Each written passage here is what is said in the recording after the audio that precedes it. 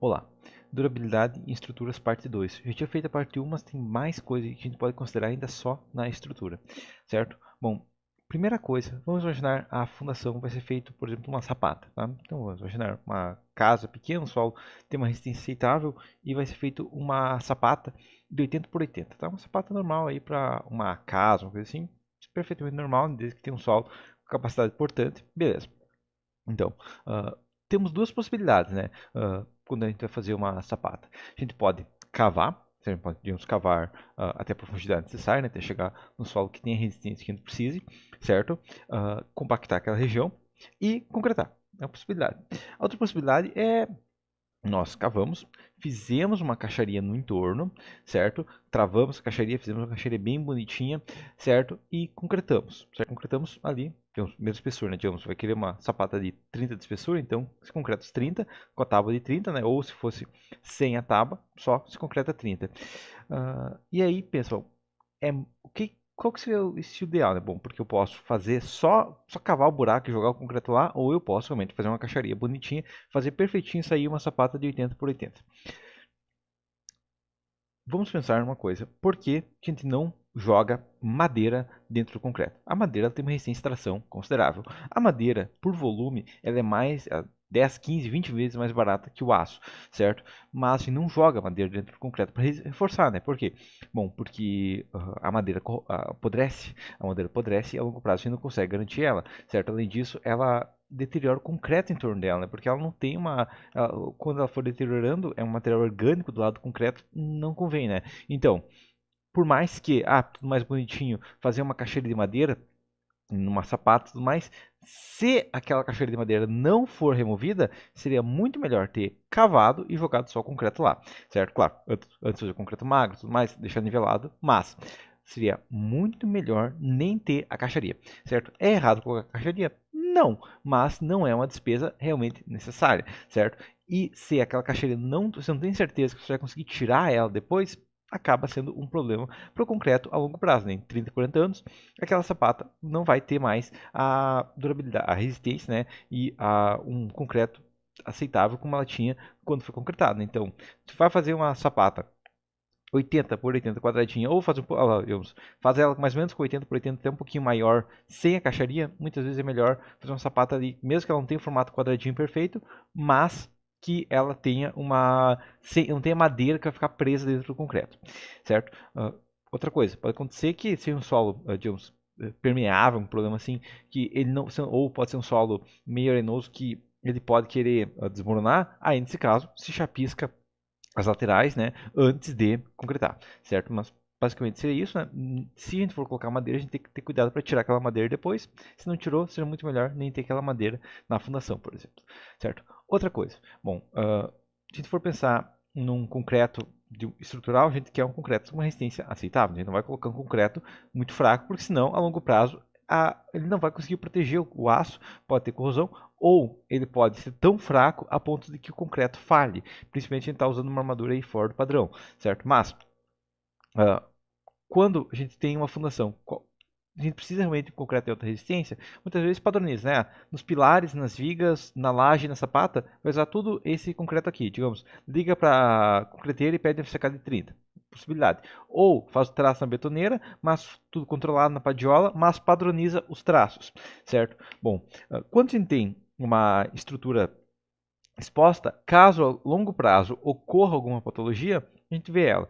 Na fundação a gente não vê, tá? Então isso é uma questão. Agora outra questão é que quanto mais volumoso um corpo de concreto, mais ele vai tender a fissurar se houver muito cimento, certo? Então se a gente tem uma sapata de 40 de espessura, por exemplo, ou a sapata pode ser maior, né? Dependendo de um prédio, vai ser uma sapata se for sapata, vai ser uma sapata bem espessa, certo? Então se você tem um volume considerável de concreto numa região bem espessa, durante a retração do concreto, se você colocar um concreto de alta resistência, ele vai tender a fissurar mais, certo? Então, em uma sapata, não se coloca concreto com uma resistência tão elevada. A gente coloca um FCK 15, e tá bom, FCK 15, 20, dependendo do caso, mas em uma fundação, uma sapata, não tem necessidade de FCK 30 e FCK 40. Você coloca FCK 40, coloca concreto de alta qualidade, você vai estar colocando muito cimento para isso, certo? E, consequentemente, vai ter fissuração.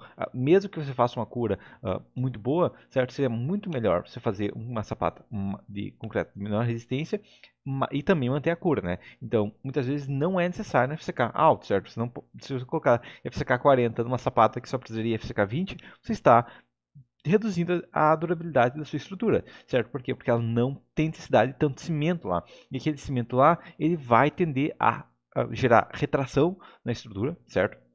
E pode gerar fissuração, certo? Então isso é outra questão. Próxima, bom, principalmente em obras pequenas, é comum que a gente faça o quê? Bom, eu vou ter, digamos, 20 pilares, certo? O pior pilar tem 6 toneladas, entendeu? Uma casa pequena e tudo mais, né? Ou uma casa com laje pequena, né? Pilares próximos, 6 toneladas de um pilar. E tem pilares menores, tem pilar com 4, com 3, com 2 toneladas. Vamos fazer todas as sapatas aí padronizadas, né? Então, fazer todas as sapatas aí com 80 por 80. Acontece? Sim, acontece, certo? Bom, numa obra bem pequena mesmo, se digamos, tem uma segurança boa na fundação, não é problema. Mas o que pode acontecer é, não tem saída de solo. Vamos estimar aqui, não é um terreno muito plano. E vai fazer todos os sapatos iguais. O que pode acontecer? Pode acontecer que você tem uma sapata, agora imagina um pouquinho maior, vou imaginar um sobrado agora, uma sapata com 15 toneladas e uma sapata com 5 toneladas aplicada nela. Você faz as duas iguais, digamos de 1 metro por 1 metro, certo? Que o solo, você estima que o solo tem resistência ali, certo? Tem resistência, a princípio ele teria, certo? Ou você chutou a resistência no chute mesmo, né? Pode acontecer o quê? Bom, pode acontecer de que na sapata com 15 toneladas ela deforme 3 centímetros a longo prazo. Na sapata com 5 ela vai deformar 1. Certo? E aí o que acontece? Bom, uma deformou 3, uma deformou 1, uma desceu 2 centímetros a mais que a outra, recalque diferencial. Recalque diferencial pode fissurar a parede, pode gerar uma janela difícil de abrir, pode acontecer problemas da alvenaria também não ficar perfeitamente, né? Pode ir gerando várias microfissuras ou uma fissura grande, né? Então tem vários problemas gerados pelo recalque diferencial, além de redistribuir os esforços, certo? Vai mandar mais carga para uma viga que não tinha essa capacidade, vai mandar mais carga para um pilar que não tinha capacidade de resistir àqueles esforços, certo? Vai mudar como que a estrutura reage com o vento, né? Então é um problema recalque diferencial. Como que isso poderia ter sido evitado? Bom, se eu tivesse uma sapata de 15 toneladas de 1 metro por 1 metro e a sapata para 5 toneladas fosse menor, digamos 80 por 80 ou 70 por 70, aí eu teria o quê? Bom, aí eu teria uma estrutura que a sapata maior teria deformado 3 centímetros e a menor teria deformado pelo menos 2 centímetros ou até ter sido igual, né? Não teria recalque diferencial e, consequentemente, a estrutura continuaria trabalhando da mesma maneira. Então, quando a gente tem uma estrutura, o ideal é que as fundações estejam otimizadas, não a todas iguais. Muitas vezes a gente utiliza padronização, né? Mas, nesse caso, uma fundação, principalmente quando a gente não tem uma garantia total de que aquela fundação tenha resistência mesmo, né? Às vezes tem um SPT muito variável ou tem um SPT que não existe, certo? Colocar todos os sapatos do mesmo tamanho e se uma houver recalque, pode gerar problemas em todas as outras. Porque pode haver recalque em uma, mas não em outras. Certo? Isso aí também acaba sendo um problema considerável. Próxima coisa. Vamos imaginar que a gente vai fazer uma janela. Né? Tínhamos uma janela de 1,5 m, coisa assim. Tá? Mas pode acontecer até em obras em janela de 1,60 m ou até numa porta. Bom, é comum que seja feita uma verga. É obrigatório, né? Uma verga contra verga, a gente tem que fazer, né? Mas acaba muitas vezes não fazendo. Aí jogou fora da habilidade, né? Daqui a 10 anos vai começar, 2, 3 anos já vai estar aparecendo fissuras em cima dessa porta, né? Dessa janela, certo? Assim como na contra-verga, certo? Mas vamos imaginar que foi feita uma verga. Bom, tem uma janela de 1,5 m, é feita uma verga, digamos, de 1,90 m, 20 centímetros de apoio a cada lado. Não é recomendável isso, por quê? Bom, porque se essa verga não tiver uma inércia considerável, a fissura pode passar pelo lado e só subir depois da verga, certo? Então, o ideal, quando nós temos uma verga, uma contra-verga, faz ela de pilar a pilar. Por que isso? Bom, uma coisa é que ela trava o pilar, aumenta a resistência do pilar, certo? A outra coisa é essa verga, ela vai ter uma inércia muito mais considerável porque ela está apoiada sobre pilares rígidos, certo? Então ela pode ser considerada pelo menos um engaste redistribuído nela, né? Porque ela vai ter uma capacidade de resistência a um fator negativo, então ela vai deformar menos, certo? Além disso, o que vai acontecer é que como ela vai estar apoiada em mais alvenaria, ela não vai ter uma concentração de cargas próximo à alvenaria da janela, né? Então não vai ter uma concentração de cargas numa alvenaria que não é própria para resistir cargas, certo? Então isso aí também garante aí que não exista concentração de carga nenhuma, ou reduz consideravelmente, e consequentemente também aumenta a garantia a longo prazo, aí, a durabilidade dessa estrutura. Próxima coisa, principalmente agora em obras um pouco maiores, né? Não grandes, mas vamos imaginar que a gente vai fazer um muro, certo? Um muro de... Vou fechar um lote, por exemplo. Tem um muro de 12 por 30, um terreno 12 por 30 e vai ser fechado o muro, certo? É comum, só assenta muro e pronto. Não pode fazer isso por quê? Bom, porque todos os materiais, tá? Todos os materiais, eles crescem quando esquenta e diminuem quando esfriam, certo? Se você quiser garantia disso, você coloca um leite para esquentar e vai no mercado, tá? Funciona, certo? Mas a questão é, ele vai, todo o material vai expandir, mesma coisa com a sua alvenaria, mesma coisa com o seu concreto, certo? Então vai acontecer o quê? Você vai lá e faz um muro de 30 metros, certo? E esse muro, quando esquenta, digamos, quando está a 40 graus, ele vai crescer, ele pode ficar com 30 metros e 2, certo? E quando esfria muito, numa noite fria, por exemplo, ele pode ir para 29,95, certo? Ele pode ter essa encolhida e essa encolhe, retrai, encolhe, cresce e tudo mais. Dificilmente ele vai chegar até todas as dimensões que eu falei, mas pode acontecer de ter uma deformação de 1, 2 centímetros facilmente em um muro. Então a gente tem que ter juntas de dilatação, certo? Na junta de dilatação, a gente quebra a obra no meio, né? Então vai fazer um muro, faz 3 faixas de 10 metros, por exemplo, certo? E permite que essas faixas se deformem, então deixa 2 centímetros de junta de dilatação entre uma e outra, certo? Isso aí garante que elas consigam deformar sem gerar problemas entre uma e outra, certo? Uma coisa que era feita antigamente, então, no século XVIII, isso foi feito, um muro, certo? Um muro, certo? Sem alvenaria, sem concreto, certo? Não existia concreto Portland naquela época, certo?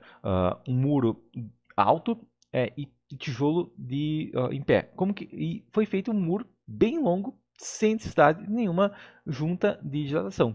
Como que eles fizeram isso? Bom, eles criaram uma estrutura capaz de resistir à deformação, né? Então, quando a gente tem uma estrutura capaz de resistir à deformação sem fissurar, também funciona. Como que era essa estrutura? Bom, basicamente era um muro em serpentina, certo? Isso aqui na Universidade de Virgínia do século XVIII, tá? Então isso aqui é muito antigo mesmo, certo? É um muro em serpentina. O que acontece? Quando ele expande, ele basicamente vai expandir, mas não tem nenhuma linha reta para ele expandir e fissurar em nenhum ponto, certo? Ele vai só expandir, o arco vai, esse sinoidal aí vai abrir um pouquinho, fechar um pouquinho, mas é muito pouca coisa, porque ele tem espaço para deformação, certo? Essa estrutura, além disso, como ela é cheia de curvas, acontece o quê? Como ela é cheia de curvas, ela não tem um ponto frágil, certo? Onde que é o ponto mais frágil de uma parede, por exemplo? Bem no meio, onde ela está muito longe de outras paredes para travar ela, onde ela está muito longe de um pilar travando ela, ou qualquer outra peça travando ela. E é ali que ela vai tender a falhar, certo? Agora, esse muro aqui, ele não tem ponto frágil, ele é rígido em toda a estrutura, né? Toda a parede está travada pelo arco, certo? Então, claro, essa estrutura complica, né? Poucos clientes vão aceitar você fazer uma casinha redonda, certo? Mas o que pode ser feito é não fazer panos muito longos de alvenaria que não estejam travados. Por quê? Porque esse vai ser um ponto que vai ter uma deformação maior. Por mais que esteja dentro dos limites normativos, se você conseguir reduzir essa deformação, é uma possibilidade interessante, né? Inclusive aqui a gente vê que essa parede aqui está reta inicialmente, para depois começar os arcos. Por quê? Porque ela está travada pela outra parede. Então, quando tem uma parede travada em outra parede, também funciona, certo? Então, quando você tem uma obra, você tem uma sala muito grande, é comum que tenha 8, 9, 10 metros de parede reta, né? Principalmente quando a sala é emendada na cozinha, certo? Tudo reto. Tem um pano de parede de 10 metros sem nenhuma curva, sem nenhuma dobra, sem nenhuma parede travando outra parede, certo? Na alvenaria estrutural isso é essencial, mas mesmo numa obra que não seja da alvenaria estrutural, isso pode ajudar bastante, certo? Mas, claro, se você, desde que você garanta ou se aumenta a rigidez da estrutura, também funciona. Isso aqui é só uma maneira que não gera custos adicionais, não gera gasto de material para fazer uma parede de tijolo deitado nem nada, mas que garante uma rigidez considerável na estrutura. Próxima coisa, vamos imaginar que você vai fazer uma obra e você vai gastar 300 sacos de cimento. Você vai ligar para a loja e falar, me manda 6 pallets com 50 sacos. Não. Por quê? Bom, vamos imaginar que você gaste 3 meses para fazer essa obra. No primeiro mês, você vai começar a fazer a fundação. Você vai abrir o saco de cimento, beleza, certo? No segundo mês, você vai estar concretando a estrutura, né, pilares e vigas. certo? Pode até subindo alvenaria e tudo mais. Mas, no segundo mês, o concreto já não vai estar tão perfeito. Ele vai estar dentro do prazo de validade, mas já não é um concreto tão bom, um cimento tão bom, né? Porque o cimento já está há um mês exposto ao tempo, certo? E quando você for rebocar a parede, fazer os acabamentos finais da parede, aquele cimento já vai começar a ficar empedrado. Você não vai ser um concreto, não vai gerar um cimento bom que vai dar um concreto de alto desempenho, certo? Então, o cimento, você usa ele no máximo dos máximos, depois de fabricado. Então, depois que ele saiu da fábrica, não quando chegou na loja, quando ele saiu da fábrica, 3 meses, tá? Vamos imaginar que você chega na loja e compra um cimento que já tem 3 semanas de uso, ou um mês que já foi fabricado. Você tem 2 meses para usar esse cimento. Não dá para comprar um cimento e guardar. Não, ele tem esse prazo de durabilidade. Você tem que usar ele logo. Então, você vai gastar 300 sacos, compra 50 sacos. Quando for precisar mais, compra mais, compra mais, compra mais. Mas não tenha um estoque muito grande de cimento, porque senão ele, quando você vai fazendo concreto, eu estou seguindo o traço certinho, eu estou fazendo tudo certinho, estou colocando aditivo no concreto e tudo mais, estou colocando espaçador certinho, mas depois, ao invés disso, você coloca um cimento velho. Enfraquece tudo igual, né? Não é um cimento de qualidade boa, certo? Próxima coisa, tipo do cimento. Não é tudo igual, tá? Então é a marca, tem o cimento lá aquela marca lá é ruim. Não, não é marca, tá? A questão é qual é o modelo do cimento, o que está escrito no seu saco de cimento? Porque não é a mesma coisa, tá? Por exemplo, tem cimento CP1, CP2, CP3, CP4, CP5. O CP2 ele é separado em cimento CP2E, CP2F e CP2Z, certo? E ainda tem a classe de resistência do cimento, tá? Mas só nos tipos. Qual cimento você vai comprar para sua obra? Bom, o CP1 é muito raro para encontrar nas lojas, né, e muito pouco usado. Então, CP1 não seria a primeira possibilidade, certo? CP2, bom, CP2 é o mais comum, certo? É o mais encontrado nas lojas, certo? Mas o CP2 é separado em E, F e Z. Qual que você vai comprar, tá? Temos CP3, temos CP4 e temos CP5, temos CP5 é alta resistência inicial, certo? É o concreto para fazer, é o cimento para fazer pré-moldado, em um dia dá para tirar as formas já, em um dia já dá para tirar da forma, já tem uma resistência considerável nesse cimento. Não, mas você não quer um concreto rápido, você quer um concreto de durabilidade, certo? Um concreto que cura rápido, ele fissura bastante também, certo? Principalmente se ele não tem um tratamento ali contra a cura bom, certo? Então, CP5 não seria o ideal para uma obra que você não tem muita pressa, certo? Se você tem muita pressa, beleza, então você usa o CP5, mas entenda que não é o cimento para maior durabilidade, certo? Agora, você quer um cimento com durabilidade, você tem 3 opções ali basicamente, CP2E, F ou Z. CP2Z, se você vai fazer uma obra no subterrâneo ou se vai fazer uma obra abaixo d'água, seria o Z. Esse não é o caso, né? Você não vai fazer uma casa assim, né? Geralmente as casas são feitas fora da água, certo? Então, CP2Z não é a opção. Sabendo que o CP2Z não é a opção, a gente mata o CP4 também. Por quê? Porque o CP4 é um super CP2Z, tá? Então, o CP2Z, ele tem aditivos para ter uma maior durabilidade abaixo d'água. O CP4 é um dobro dele tiver, não dobro não, mas ele é uma quantidade maior de maneira a ter uma durabilidade maior ainda em obras subterrâneas. Então não é o caso o Z, certo? Você tem 2 opções ainda agora, o E ou o F. O F é mais comum de se encontrar, certo? O CP2F.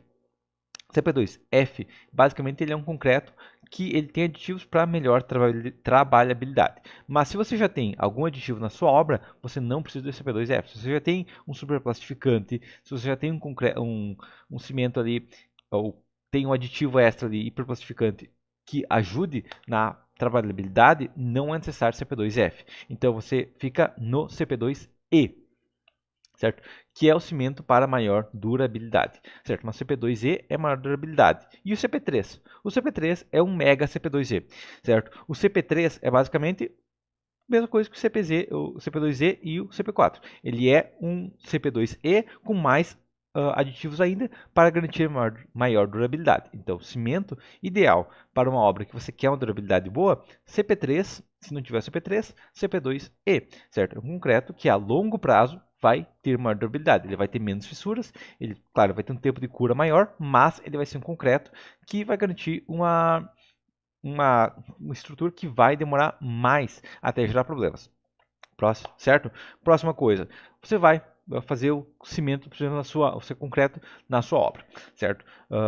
você vai ter areia e a brita. Você tem que ter cuidado com essa areia e com essa brita. Por quê? Porque é muito comum a areia vir com sujeira, ou a brita vir com sujeira. Infelizmente é comum isso, certo? Então, seu agregado ele tem que estar limpo, certo? Geralmente ele vai estar, mas infelizmente é comum ainda casos onde vem uma areia suja, uma areia que não foi bem cuidada, certo? Ou pode acontecer o contrário. Você pode comprar uma areia limpa, uma brita limpa, chega na obra, onde descarrega? Ah, ali perto ali naquele chão lá. Joga no chão mesmo, certo? E a sua areia mistura com a terra, certo? Então ali você perdeu um pouco da areia. Ou você perdeu um pouco da areia, certo? Ou você vai tentar pegar aquela areia que está misturada com terra. E aí você perdeu a durabilidade, certo?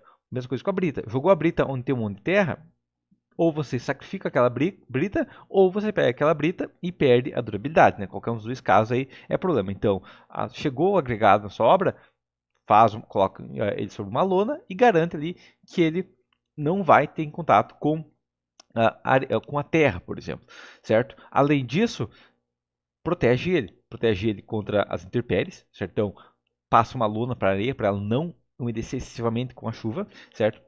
Ou, se você for considera a umidade da areia no traço, né? Porque você tem que medir a areia antes de fazer o concreto, certo? Você tem que pegar a peneirinha lá, colocar no fogo, ver a frigideira, colocar a areia ali, medir o peso antes e depois, mas beleza, é uma possibilidade. E também tem que garantir que não vai cair galho, que não vai cair pedaço de torrão de barro, nem nada disso vai acontecer com o seu agregado, né? Porque se você jogar um torrão de terra junto no seu concreto, não vai ter a mesma durabilidade que você teria com um concreto que é só areia, brita e cimento, certo? Se tiver terra no meio, perder um pouco da resistência, certo? E o mesmo vale para sua forma. Você vai lá, faz uma forma da laje, certo? Por exemplo, deixa ela ali de noite para concretar no outro dia. Chega no outro dia, deu um vendaval forte, encheu de folhas, encheu de galhos, encheu de um monte de sujeira em cima da sua laje. O que você tem que fazer? Você tem que limpar aquilo lá, não dá para concretar aquilo lá junto, tem que fazer uma limpeza total da sua forma antes de concretar, certo? Pode cair pedaços, inclusive durante a concretagem, pode cair um pedaço de papel de cimento, certo? Pode cair torrão de barro, né? Porque se o concreto foi feito, o concreto está sendo feito com a betoneira do lado, no barro, certo? Os pedreiros quando for andar, o servente quando for andar, o carrinho vai chegar e vai pisar no barro e vai mudar o barro para o seu concreto, para a sua forma, né? E aí perdeu resistência novamente. Né? Então você tem que ter um cuidado com a sua forma, não permitir sujeira dentro dela, certo? E durante a concretagem também garantir que não vai haver tráfego de pessoas de terra para a sua forma, certo? Muitas vezes isso é difícil, mas é possível fazer um assoalho de tábuas ou alguma coisa assim, de maneira a garantir, certo? Próxima coisa, a gente sabe que o concreto, se ele fissurar e houver uma barra de ferro próxima, ela vai evitar aquela fissuração, certo? Ela vai tracionar e vai evitar aquela fissuração, desde que seja fissura por tração. Então é comum que a gente coloque barras próximas. Barras próximas, na teoria, funcionam bem, mas barras próximas facilitam muito a existência de patologias, né? Porque se eu tenho muitas barras próximas, muitas vezes o concreto não consegue passar por ali, ou eu não consigo vibrar aquilo ali, né? Então, apesar de que barras próximas têm as suas vantagens, o ideal é que se deixe um espaço entre as barras, né? Você vai fazer uma viga de 14 de largura, ok, cabe 3 barras, mas você não precisa colocar 3 barras. Reforce e coloca só 2, certo? Coloca uma barra de maior diâmetro, mas coloca só 2, certo? Por quê? Porque aí você vai ter espaço para o concreto entrar, vai ter espaço para vibrar, não vai ter a chance de, na hora de vibrar, bater na armadura e soltar toda a massa encostada na armadura, né, que vai enfraquecer a ancoragem, certo? Então isso é uma coisa que tem que ser cuidado, né? Durante o projeto estrutural, a gente tem que considerar realmente, ok, eu posso fazer uma barra a cada 3, 4 centímetros, mas o ideal seria que eu colocasse um espaçamento maior, tá? Por mais que contra a fissuração eu tenho um limite, não vou colocar barras a cada 30 centímetros porque vai aumentar a fissuração, o ideal é que a gente trabalhe com as barras permitindo um espaçamento considerável. Certo? Espaçamento de 5, 6 centímetros já permite uma entrada de concreto fácil, já permite um agregado maior que também vai dar uma durabilidade um pouco maior, né, porque vai aumentar o FCK, certo? E isso aqui também garante que vai ser concretado sem problemas. Né? Se colocar muitas barras próximas, dificulta inclusive a concretagem, beleza? Então, espaçamento da armadura, por mais que seja possível eu trabalhar com espaçamento de 3 centímetros livre entre uma barra e outra, o ideal é que você trabalhe com mais. Aumenta o diâmetro, trabalhe com barras mais afastadas. Sempre que possível, isso vai fazer o quê? Vai fazer com que evite patologias geradas por não ter concreto, o concreto não conseguir passar entre uma barra e outra, certo? Uma outra coisa que eu acabei esquecendo de falar na última aula, que eu falei até dos telhados, tem um beiral considerável, de maneira a proteger bem a parede, é que qual a inclinação mínima do telhado? Bom, um telhado de barro é 30% ou 35%, uma telha TP40 é 8%, uma telha TP100 é 5%, uma telha ondulada é 8 ou 10%, dependendo do fabricante, certo? Uma telha de fibrocimento geralmente é 20%, mas novamente varia pelo fabricante e pelo formato, certo? Então esse é a inclinação mínima, certo? Nada, da mesma maneira que nada te obriga a trabalhar com o cobrimento mínimo, nada te obriga a trabalhar com a inclinação mínima. Certo? Ok, você pode trabalhar com inclinação mínima? Pode, mas se você quer evitar infiltração de água, se você quer dificultar que quer dificultar que a água entre para a estrutura, quer dificultar que alguma telha fique solta, é ideal que a gente trabalhe com uma inclinação maior, certo? Então, ao invés de trabalhar com uma inclinação de 30%, você pode trabalhar com uma inclinação de 40%. Outra vantagem que a gente tem é que, quando a gente for para trabalhar com uma inclinação maior, um telhado bem inclinado, acontece o quê? Que no centro, um lado apoia no outro, certo? E além disso, as cargas de vento são menores para inclinações superiores a 10 graus. Então, se você trabalhar com uma inclinação de 30 graus, por exemplo, você 55, 60%, você vai ter uma estrutura que vai ter cargas bem menores geradas pelo vento. Por quê? Porque o vento não vai bater reto, não vai passar 90 graus, nem 0, nem 90 graus do seu telhado, certo? Quando nós temos um telhado de 30 graus, geralmente um lado do telhado consegue proteger o outro de maneira a reduzir muito as cargas de vento do outro lado, certo? Então, apesar de que é possível, é perfeitamente possível, você trabalhar com inclinação mínima, nada te obriga, certo? Inclusive, uma estrutura com uma inclinação maior, por ela ter menor carga de vento, tudo mais, claro, ok, você vai dimensionar para que ela tenha resistência do telhado, inclusive, né? Tem muito engenheiro que acha que não precisa dimensionar o telhado, né, que dimensiona só a estrutura de concreto, mas você dimensionou a estrutura do telhado, você vai, se houver uma inclinação maior, garantir que as cargas de vento não sejam tão altas, que você consiga uma estrutura mais econômica, ou se você manter os perfis, você consegue uma maior segurança na estrutura. Isso também é uma vantagem, né? Inclusive reduz as cargas na fundação e nos pilares laterais, certo? Então isso também é uma coisa que a gente tem que considerar, é que a inclinação do telhado, por mais que exista um mínimo, a gente pode trabalhar com mais que o mínimo, e muitas vezes esse mais que o mínimo ajuda a estrutura a ter uma maior durabilidade, ok? Então seria isso, até a próxima.